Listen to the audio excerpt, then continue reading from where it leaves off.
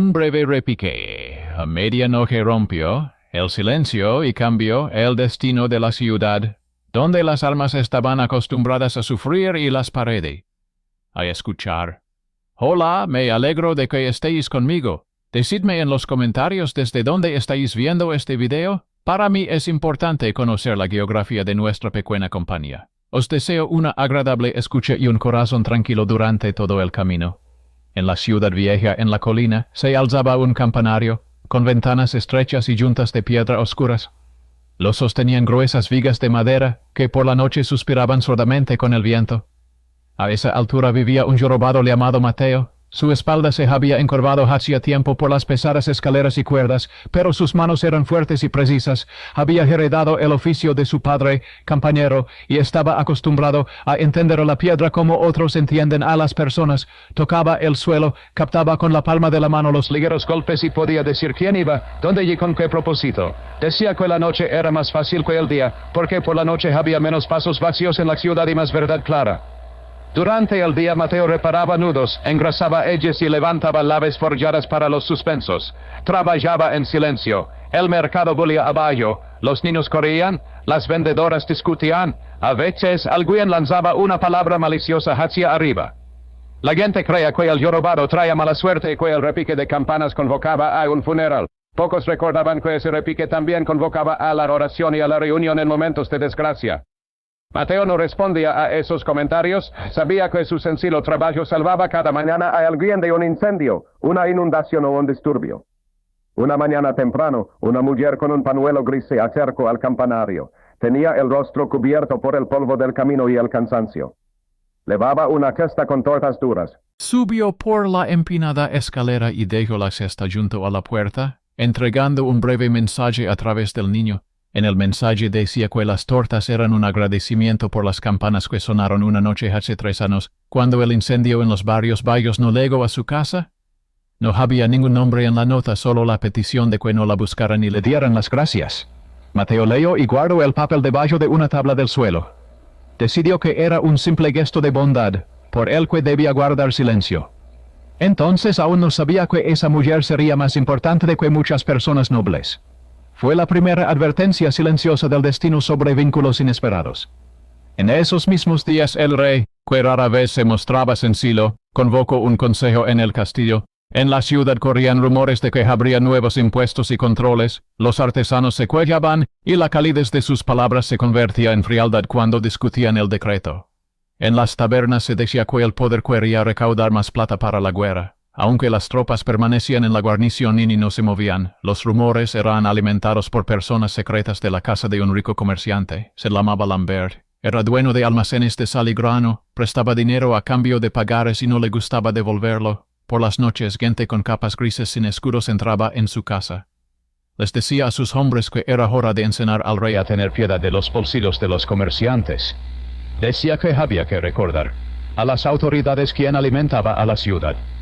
Mateo sabía poco de Lambert. Solo una vez había oído cómo el viento húmedo hacía resonar el pavimento desde su casa, como si barriles vacíos rodaran hacia el río. Captaba esos sonidos desde las alturas, como un pastor capta los movimientos del rebaño. Sabía que el ruido sordo alrededor de las casas ricas nunca era buena señal. Un día de mercado, presentaron en la plaza al nuevo escudero de la corte. Lo trajeron como hijo de una lavandera pobre. Aquí en el chambelán había visto levantar una roca en la feria para sacar un carro atascado. La gente se reía, afirmando que la fuerza no es inteligencia. Al muchacho le dieron una capa raída y una espada de madera. Se llamaba Thomas. Mateo lo vio caminar erguido, aunque la capa le tiraba de los hombros. Iba a la torre del campanario para elegir el lugar donde se darían las señales de guardia en el futuro y siempre trataba de comprender cómo estaban dispuestos los travesanos y las escaleras. El ojo observador del jorobado notó que Thomas memorizaba bien el esquema de la torre del campanario y no se amedrentaba ante la altura. Estos detalles parecían insignificantes, pero más tarde se convertirían en una línea importante. Por la noche, Mateo examinaba las vigas y tensaba las cuerdas. Notó entre las tablas una migalla de cal que antes no estaba allí. Quitó la cubierta del tramo inferior y vio un estrecho hueco donde se podía esconder una nota. Junto a ella había una huella de bota en el polvo, pero los escalones estaban limpios, como si alguien hubiera subido no por la escalera, sino por un pasillo que antes no existía. Esa misma noche, abajo junto a la puerta de servicio, el chico de la cocina dejó una cesta con un pastel de carne y dijo que el mozo de cuadra le había pedido que lo entregara. Mateo se sorprendió. El mozo de cuadras nunca le había mimado con comida. Pensó que podría ser una trampa o una prueba de alguien. Cogió el pastel, pero no desató el paquete inmediatamente. Estaba acostumbrado a comprobarlo todo. En el paquete, debajo del pan plano, encontró una fina placa de bronce con extrañas muescas. Era la llave de la cerradura situada en la base del campanario. Algunos decían que la llave era una herramienta artesanal, otros que era el celo de alguna sociedad.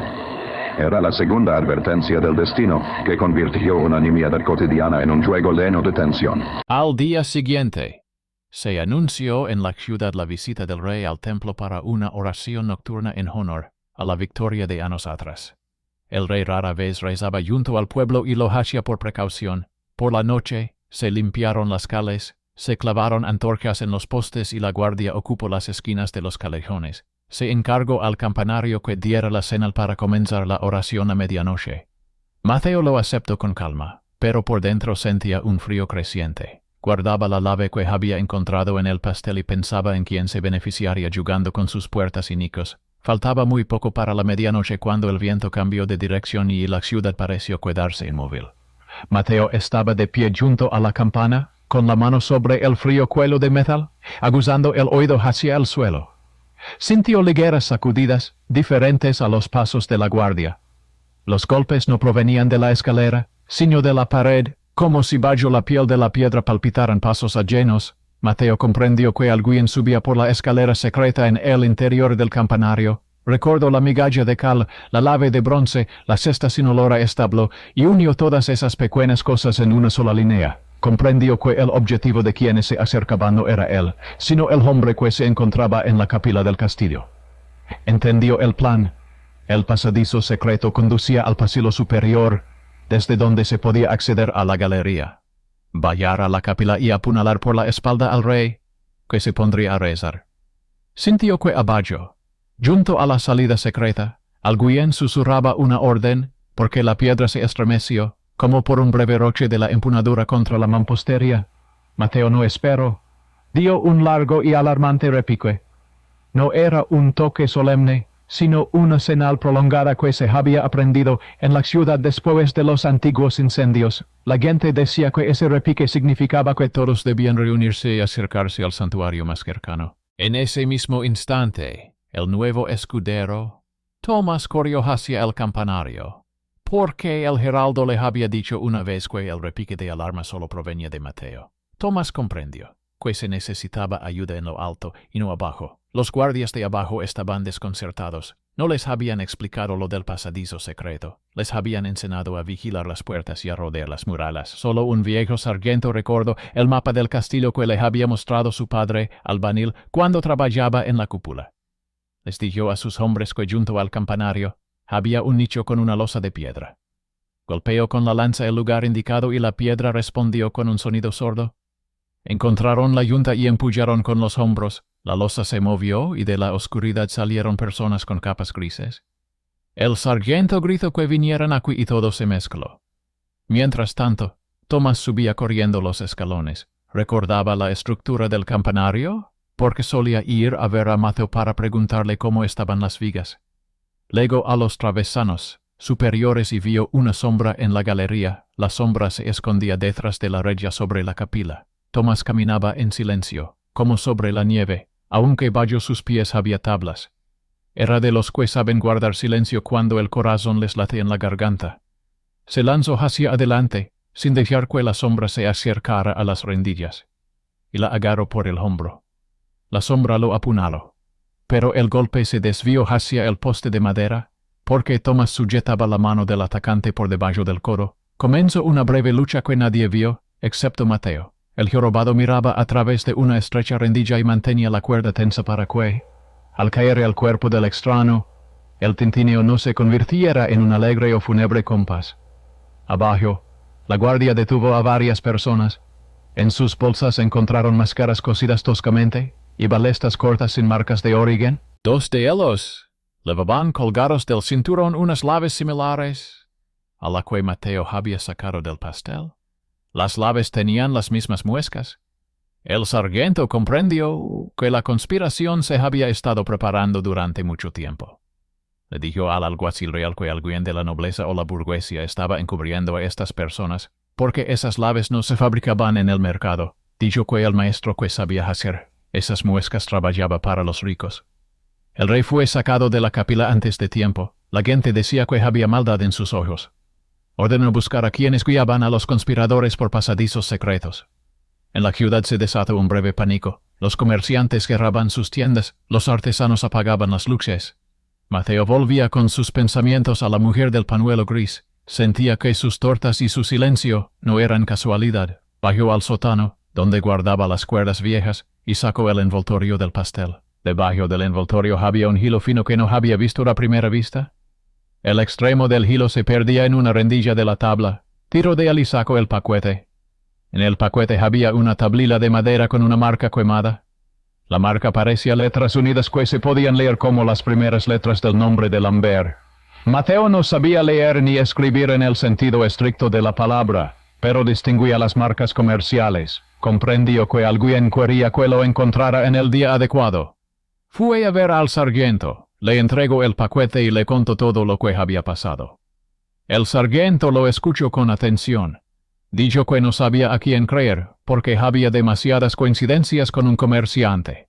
Dijo que era peligroso acusar a un rico sin pruebas claras. Le pidió a Mateo que guardara silencio hasta el amanecer. Dijo que el alguacil real estaba reuniendo al consejo. Al amanecer, había guardias frente a la casa de Lambert. Se encontró a un escribano que dijo haber visto a personas con capas grises en el almacén de sal. Se encontró a un carretero que dijo haber llevado cajas largas a la torre del campanario, supuestamente con tablas para reparaciones. A los pobres se les suelta la lengua rápidamente cuando huelen el dinero ajeno, pero los ricos siempre tienen su propia verdad. Lambert ordenó que se transmitiera a través de un sirviente que no conocía a esas personas, que su nombre estaba siendo manchado por envidia. Dijo que estaba dispuesto a dar dinero para restablecer el orden. Escribió su promesa en un pergamino. El alguacil real dudaba. Estaba acostumbrado a aceptar dinero para las necesidades de la ciudad, pero temía arriesgar su cabeza. En ese momento la mujer del pañuelo gris regresó a la ciudad. Luego a la torre del campanario por la tarde, cuando había poca gente. Mateo la reconoció por su forma de andar y por el extraño silencio que la rodeaba, como si el viento temiera rozar sus hombros. La mujer se quitó el pañuelo. Resultó ser la viuda del impreso real. Llevaba mucho tiempo viviendo tranquilamente y vendiendo pan cerca del monasterio para no llamar la atención. Le dijo al niño que sabía lo de las llaves y los signos.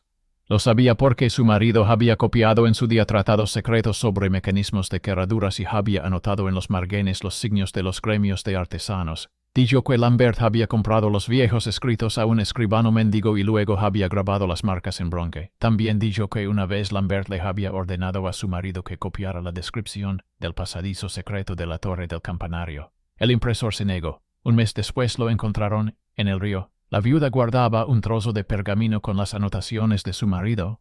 No lo mostraba por miedo. Pero después del repique nocturno decidió que ya no podía seguir callada.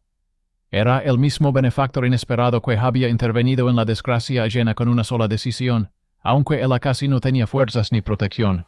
Le entregó el pergamino al sargento. En los margenes había marcas, las mismas letras entrelazadas. También había marcas en la mampostería que coincidían con la yunta encontrada. El alguacil real lo miró todo y comprendió que no podía esperar más. Llevó a sus hombres a la casa de Lambert. Allí encontraron más llaves, máscaras y ballestas cortas. Encontraron una cuna de piedra rota con la que habían presionado la losa. Encontraron notas con palabras en clave. En una joya había una frase sobre la oración de medianoche. Lambert dijo después que no sabía quién las había colocado allí. Pero los hombres de los capas grises ya habían confesado bajo tortura que habían actuado bajo sus órdenes. Intentaron exculparlo, pero se enredaban en sus palabras. Todo encajaba en un plan en el que el comerciante quería obligar al rey a cancelar los nuevos impuestos y poner en su lugar a un pariente más conveniente. Creía que todo saldría bien, porque los ricos siempre tienen con qué pagar a las lenguas necesarias. Al atardecer, el rey ordenó reunir a todos en la plaza. Parecía cansado. Dijo a través del heraldo que la conspiración había sido descubierta con el toque de medianoche. Dijo que el castigo alcanzaría a todos los que hubieran levantado la mano contra el poder y el orden. Ordenó ejecutar a los cabecillas. A Lambe no lo ejecutaron de inmediato. Lo encerraron en la torre. Gritaba que era inocente y que sus enemigos habían tramado todo. Pidió clemencia y ofreció bolsas de plata. Le dijeron que la plata ya no era moneda de cambio por la vida. Mateo no salió a la plaza ese día. Se sentó en la galería superior y contempló la ciudad. Pensó en la viuda del impresor y en su padre. Muchos años atrás su padre había tocado la campana por la noche, cuando en el mercado se había desatado una pelea por el precio del pan. Entonces los ricos pagaron a los guardias y estos calificaron el toque de campana como una provocación. Encarcelaron a su padre. 2 meses después, murió en la cárcel por el frío y la humedad. Mateo escuchó durante mucho tiempo cómo la gente comentaba que había tocado la campana con demasiada frecuencia en el momento inadecuado. Ahora todo se repetía, pero de otra manera. El repique volvió a salvar vidas. Esa noche el tiempo volvió a su curso justo. Eso era importante. A los pocos días, el rey llamó a Mateo a la corte. El paje dijo que el rey quería recompensar al campanero. Mateo acudió con una sencilla capa tosca. Se quedó apartado y miró al suelo de piedra. El rey le preguntó qué quería como recompensa.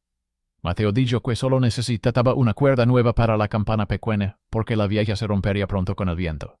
El rey se sorprendió, porque esperaba una petición de dinero o de una casa. Dijo a través del heraldo que habría una cuerda y preguntó por qué Mateo no pedía más. Mateo respondió que la campana era su trabajo en él y su vida. Dijo que solo deseaba que nadie más tocara las juntas secretas. El rey se quedó pensativo. Dijo que ordenaría tapar el pasadizo secreto con una piedra. Los trabajadores llegaron a la torre poco después de la orden. Entre ellos había un albañil canoso, cuyas manos estaban agrietadas por el frío. Dijo que había construido esa escalera en su juventud. Dijo que el paso en la pared no lo había hecho él, sino un maestro que había muerto hacía mucho tiempo. Le mostró a Mateo una vieja juela en la base que solo podía ver alguien que hubiera sostenido la paleta en un lugar donde normalmente no se sostiene. Mateo comprendió que los secretos siempre permanecen en la piedra. La piedra no oculta la mentira si se la mira durante mucho tiempo. Mientras colocaban la piedra, otra sombra del pasado regresó a la ciudad. En el hospital del monasterio yacía un anciano que pidió que llamaran al campanero. Mateo acudió. El anciano no podía hablar, pero escribía letras en la madera con el dedo. Escribió el nombre del difunto impresor y se señaló a sí mismo.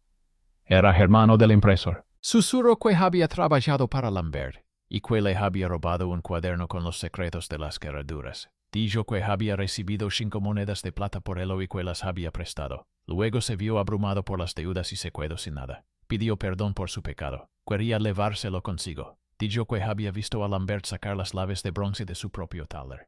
Mateo escuchó en silencio. Comprendió que la cadena se había cerrado. Ahora el asunto tenía una raíz. Era un parentesco oculto a través de un antiguo acto que había vuelto como un boomerang. El hermano del impresor y la viuda del impresor coincidían en un mismo punto, y el antiguo mal se revelaba al final del camino. En ese momento el escudero Tomás se convirtió en guardia de la galería, donde una vez luchó contra la sombra. Se le encargó vigilar los pasillos superiores. No era de noble cuna, pero tenía lo que a muchos nobles les faltaba. Sabía aprender y recordar. Pidió a los maestros que le enseñaran a revisar las vigas, a escuchar las paredes, a sentir el suelo con los pies. Los maestros se rieron, pero luego dejaron de hacerlo. Vieron en él su utilidad. Volvió a producirse ese giro en el que el talento oculto rompe el estatus. Tomás hacía su trabajo mejor que los hijos de algunos consejeros. No se enorgullecía de ello. Simplemente cumplía las órdenes para que no hubiera vacío en él. Al cabo de un mes, se le encargó que dirigiera a los jóvenes en guardia. Les explicaba que la alarma era más importante que cualquier orden, porque no provenía de los funcionarios, sino de la desgracia. Decía que la desgracia no sabe escribir peticiones, solo sabe empujar piedras y apagar luces. El rey, contento con la calma aparente, decidió cerrar el caso de Lambert. El tribunal dictó la pena de muerte. La víspera, la viuda del impresor pidió que la dejaran entrar en la torre. Le dieron una hora. Volvió y dijo que Lambert había llorado y le había pedido que intercediera por él. Él le dijo que no podía negociar con Dios. Dijo que en el tribunal bastaban las palabras. A la mañana siguiente, la ejecución se elevó. Acabó a las puertas de la ciudad. La gente permanecía en silencio. Muchos habían pedido préstamos a Lambert en alguna ocasión. A muchos les había prestado dinero a interés. Ahora todos comprendían que sus monedas no solo olían a saligrano. Tras la ejecución, el rey despidió, aparte de la guardia, y se dirigió a sus aposentos. Al día siguiente, ordenó que llamaran a Mateo una vez más. Dijo que recordaba a su padre. Dijo que entonces, hacía muchos años, era joven y no había tenido tiempo de interceder. Confesó que se avergonzaba de aquella antigua injusticia. Dijo que quería reparar al menos parte de su deuda y devolverle a Mateo su buen nombre. Le ofreció el puesto de campanero mayor, eximir de impuestos a su casa, que no tenía. Mateo le agradeció que recordara a su padre y le pidió que no incluyera su nombre en las listas de los notables. Dijo que seguiría tocando las campanas como hasta entonces. Dijo que no tenía por qué cambiar de puesto. El rey asintió. Dijo que a veces lo más acertado era dejar a una persona donde sabía ser útil. Fue un gesto tranquilo de autoridad que no destruye la vida sino que le proporciona un soporte. La ciudad volvía a sus quehaceres, pero el destino aún tenía otro giro, en el que el héroe subestimado se levantaría de una manera completamente diferente. Una tarde lluviosa, un niño de una aldea remota llegó a la torre del campanario. Traía una tablilla con un mal talado. En la tablilla estaba grabado el nombre de otra persona. El niño le dijo al abad que estaba de pie junto a la puerta, que su madre había guardado esa tablilla durante mucho tiempo. Dijo que en su día la habían entregado al monasterio junto con un recién nacido que tenía una marca. El niño mostró la marca que tenía en la piel detrás de la oreja, donde el pelo cubría una fina línea. La marca era sencilla, como las que dibujan los niños para representar el sol, pero estaba grabada con tanta habilidad como solo una persona en la ciudad sabía hacerlo, el viejo maestro campanero, el padre de Mateo. El niño no sabía lo que significaba. Dijo que su madre le había ordenado entregar la tablilla a quien a medianoche guardara la ciudad en su corazón. Mateo escuchó y no daba crédito. Le pidió al superior que le contara quién había entregado al bebé al convento muchos años atrás. El superior le dijo que había sido una joven sirvienta del palacio, que había desaparecido un año después de aquella noche. Dijo que se paseaba por la puerta y lo oraba en silencio. Dijo que nadie recordaba su nombre porque en aquella época las mujeres del palacio cambiaban con demasiada frecuencia. Dijo que en el borde de la tablilla había una letra grabada que utilizaban algunos escribas de la corte. La letra era la misma que la de las marcas del pergamino de viuda. Esto significaba que alrededor del campanario y el patio circulaban los mismos signos, dejando huellas durante décadas. Resultaba que el niño era el vínculo entre Mateo, su padre y los secretos del palacio. Esa era la relación oculta, abandonada por el destino en un giro en el que el pasado finalmente se encontró con el presente. El abad propuso revisar los libros donde se registraban los bebés traídos. Encontró una anotación de que un bebé con esa marca había sido llevado al monasterio el día en que las calles se empapaban bajo la lluvia y la campana sonaba con más frecuencia de lo habitual. El escribano anotó que el niño recibió su nombre en honor al día santo, y que la madre ordenó mantener su destino en secreto porque temía la ira ajena. Mateo comprendió que podía tener un hermano de sangre o de destino, el hijo de aquella misma sirvienta con la que su padre, tal vez, compartía encuentros secretos al pie del campanario. No buscaba encuentros con mujeres, porque creía que cualquier paso en esa dirección traería desgracias a alguien. Pero el pasado ya le acechaba. El niño fue dejado en el monasterio como aprendiz de encuadernador. Mateo comenzó a visitarlo y a decirle al abad que quería cuidar de él. Le llevaba pan de la viuda del impresor. Ella a veces venía y le cogía al niño por el hombro. Sus manos cansadas del horno sabían calmar como no lo hacen las palabras ricas. Una vez le dijo al abad que recordaba a la criada que había traído al bebé. Dijo que esa criada le había pedido una torta sin corteza endurecida y sin sal. Era una señal de que la mujer tenía que alimentar al niño en secreto sin irritarle la garganta. La viuda recordó sus ojos. Dijo que había más miedo en ellos que en los ojos de cualquier mujer pobre, porque era el miedo de una persona que conoce los secretos ajenos. En esos mismos días, la ciudad volvió a agitarse. Uno de los parientes lejanos de Lambert comenzó a incitar a los artesanos a la rebelión. Decía que el rey había confiscado los bienes del comerciante porque envidiaba su riqueza. Decía que al día siguiente irían a las tiendas de la gente común y se llevarían sus jarras y telas. Susurraba que el repique de medianoche había sido un montaje para quedarse con el negocio. Sus palabras se propagaron rápidamente, como el humo en el viento. Preparó un paquete, supuestamente con una donación para el monasterio. El paquete era pesado y dentro había una jarra con brea y una meja. Debían dejarlo en la puerta para que el ataque al santuario levantara a la multitud. Era un nuevo giro en el thriller cotidiano donde un simple paquete se convierte en una trampa. Tomás notó que el mensajero caminaba con demasiada cautela. Le pidió que dejara la jarra en el banco y se alejó, como si quisiera alisar su capa. No miraba al mensajero, sino al color del alquitrán, que brillaba demasiado en la noche. Arrojó un trapo húmedo sobre la mecha y llamó al abad. Luego ordenó que llevaran la jarra al foso y la llenaran de agua. El mensajero dijo que no sabía nada e intentó huir. Tomás lo alcanzó en el primer escalón. El mensajero confesó que había recibido una moneda y la orden de guardar silencio. El intento fracasó. La ciudad volvió a quedar intacta. Después de esto, el rey ordenó reunir a los ancianos de los gremios y les dio la palabra en el patio. Dijo que no cobraría nuevos impuestos ese año. Dijo que quería fortalecer las murallas y acabar con los pasadizos secretos. Dijo que los miedos ya no debían alimentar las manos llenas.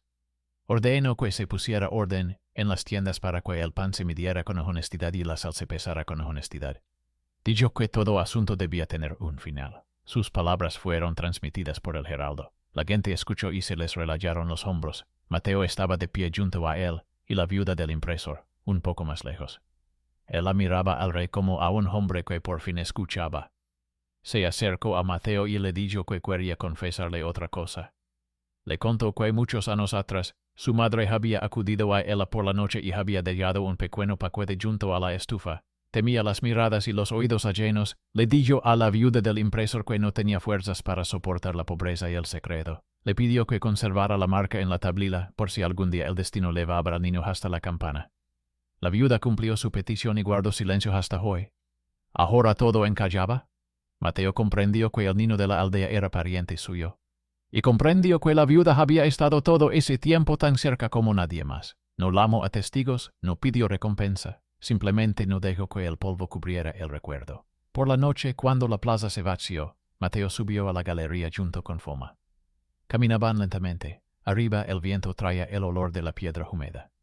Mateo puso la mano en el cuello de la campana, como hace un médico que escucha el pulso. Le dijo a Foma que el sonido de la vida de la ciudad no era solo gritos y negocios, sino también el silencio en el que se oían los pasos de los que iban con buenas intenciones y los que iban con un cuchillo. Dijo que a medianoche el hombre comprendía con especial claridad el precio de su elección. Y entonces dio un breve repique, ni alarmante ni festivo, sino sencillo. Se prometió a sí mismo que siempre repicaría así, para que en ese sonido no hubiera ni miedo ni vanidad. Pasaron varias semanas. El niño aprendiz de encuadernador se acostumbró al monasterio. Empezó a pensar menos en la libertad. Le gustaba escuchar cómo por las mañanas la delicada campana llamaba a la gente al trabajo. Le entregaba a Mateo las notas de la viuda del impresor y ella a veces le llevaba tortas. Mateo le dijo una vez al abad que quería enseñarle su oficio al chico, si éste quería. El abad sonrió y dijo que la ciudad no agradecía las palabras bonitas, sino las manos precisas. Dijo que el jorobado podía convertir al chico en el mejor campanero que nadie. Mateo lo pensó y aceptó. El rey envió una nueva cuerda a través de sus hombres. La cuerda era fuerte y seca, como un tronco de la estepa. La habían fabricado con los mejores telares de lino. Mateo la tocó con los dedos y comprendió que no se descompondría pronto. Dio las gracias por escrito, porque le avergonzaban las recepciones palaciegas. Dijo que guardaría la cuerda para la señal y no para los desfiles. Cuando todo se calmó definitivamente, la ciudad comenzó a olvidar los detalles. La gente volvió a regatear, volvió a ser perezosa, volvió a reírse de la forma de andar de los demás. A veces alguien lanzaba una palabra grosera en dirección al campanario. No era de extrañar. A la ciudad le gusta burlarse de los que son diferentes. Pero cuando llegaba el día, la gente levantaba la cabeza al oír el sonido. Así fue y así seguirá siendo. El día en que el niño levantó la mano hacia la cuerda por primera vez, el viento se precipitó contra la ventana y se calmó. Mateo estaba a su lado. Dijo que el repique no era solo cosa de las manos, sino también de la memoria. Dijo que cuando su padre murió en la cárcel, la ciudad guardó silencio. Dijo que ahora la ciudad tenía el deber de no calar cuando se necesitaba ayuda. Dijo que ese deber comenzaba con cada uno de los que sostenían la cuerda. El niño asintió, tiró de la cuerda y la campana emitió un sonido agudo y prolongado. En ese sonido se mezclaban la alarma de medianoche, el pan de las mujeres, la marca de los artesanos, las yuntas de piedra y el miedo honesto que ayuda a hacer lo correcto. Desde entonces, en la ciudad se contaba que la conspiración de aquella noche no la frustró la espada, sino el repique. La gente añadía que aquel repique no solo despertó a la guardia, sino también a la conciencia. Algunos repetían que el campanero jorobado simplemente había hecho su trabajo. Algunos decían que había salvado al rey y limpiado el nombre de su padre. Otros afirmaban que su recompensa había sido escasa. Otros que era suficiente. Mateo no discutía con nadie. Mantenía en orden las cuerdas, enseñaba a su aprendiz y, a veces, se sentaba en silencio junto a la ventana, donde se oía cómo las pisadas tocaban la piedra. La ciudad seguía viviendo y en ella seguían ocurriendo cosas pequeñas pero importantes. En la tienda de la viuda del impresor se formaban colas. La gente decía que su pan era más sustancioso que el de los demás. Él respondía que no era el pan más sustancioso, sino que la vida se había vuelto más tranquila. A veces pasaba por delante del campanario y dejaba una cesta en la puerta. En la cesta había tortas sin nota. Mateo sabía de quién eran, no buscaba grandes palabras, seguía escuchando el suelo, y cuando abajo comenzaba a moverse un susurro malicioso, él lo sentía antes que los demás. A veces, los ricos venían a la torre del campanario para ver a quién había salvado al poder con el sonido de las campanas. Desde arriba lo miraban con asombro, como si fuera una rareza. Decían que el jorobado debía de ser astuto y que guardaba cartas secretas en algún lugar. Decían que todo asunto real tenía un cálculo secreto. Mateo no respondía. Sabía que un asunto real solo tenía un cálculo. No dejar que la desgracia cruzara el umbral. Uno de esos días, una carruaje sin escudos llegó a la ciudad. De ella salió una mujer con un abrigo sencillo pero de buena calidad.